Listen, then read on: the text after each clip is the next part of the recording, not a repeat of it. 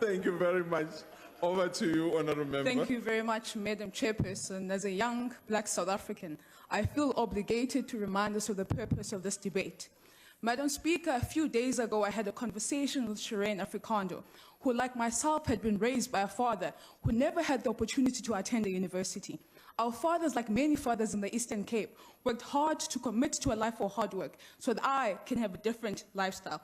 Understanding her father's commitment to better her life, she surpassed all expectations when she had been accepted in the University of Free State. She was meant to become the first in her family to attend a university. Honourable members, today, she sits at home, either with nothing more than a matric certificate and a university acceptance. She is one of the many silenced, hopeless, rejected voices of the lost generation. She is part of the 53,000 unsuccessful applicants of NSFAS. Madam Chair, I am moved to share the words of W. Yeats that state, "But I, being poor, have only my dreams. I've spread my dreams under your feet. Tread softly because you tread on my dreams." These are the words echoed by my fellow young South Africans. These are the words of a generation whose dreams have been denied, whose hope has been diminished, whose trust has been broken, whose talents have been crippled. These are indeed the words of a lost generation. A generation of born frees who are victim to 2 decades of compounding government corruption and greed. This is a lost generation whose government has turned its back on its people. When the young people of South Africa and Sharpeville, when they stood tall, as you like to remind us, and sacrificed their lives, they believed they were doing so for the greater good of South Africa, for democracy, education, and opportunity. If they were to see this government today, they would cringe in their graves, because this government is no longer a selfless government. Instead, it has turned its back on its people and its young people. Today, we find ourselves with a government that is scared of its own young people. That is why they bring us 40-year-olds instead of people my age on the stage. We find ourselves with a government who has leaders who loot and steal from the people, a government that fails to eradicate the social ills in our community, a government that is self-serving, suppressive, and refuses to be corrected. Essentially, we find ourselves with a government that has failed young people. The Democratic Alliance believes that the youth should be encouraged to acquire an education with the necessary support and structures that will ensure not only access but success in institutions of higher learning.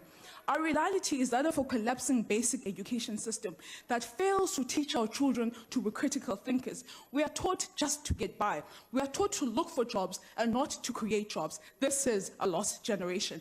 In the Eastern Cape, which remains one of the poorest provinces in the country, my young brothers and sisters ought to wake up in the early mornings and walk to school. They are subjected to inhumane conditions. The conditions which they study in are not conducive to a sustainable learning environment. The lives of young people have not been improved. This indeed is our lost generation, where we have 3 million South Africans under the age of 25, who are, by the way, my age, who are mainly black, that are not in education, employment, or training. They have been left behind. Madam, they are a lost generation.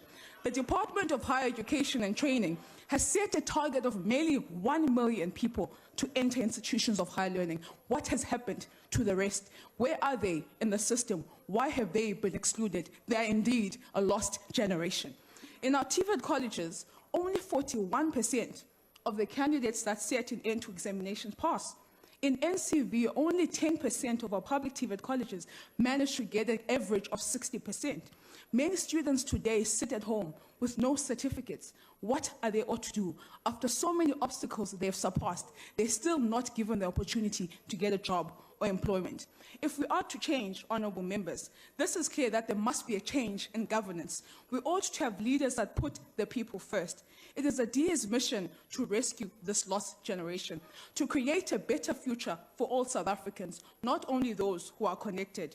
We will create a free and fair society with equal opportunities for all, because it is this generation, my generation, that will change the status quo. It is my generation that will successfully eradicate the social ills that still prevail in society. We will not allow ourselves to be divided by race, gender, or religion, but instead we will be unified because we understand we are all fellow human beings. It is this generation that will become the beacon of hope to the young developing world because you as adults have failed to provide that for us. The Democratic Alliance will rescue this lost generation and ultimately rescue this country by creating a diverse education, training, and internship options.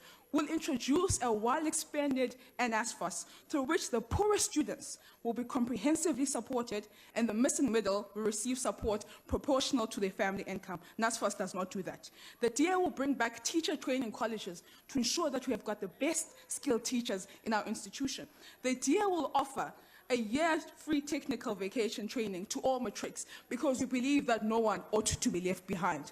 Honourable members, as we continue with our daily business, as we squander in this House, let us be reminded of Shireen, who needs us to ensure that she is able to further her education, that she has worked hard for and dreamed of.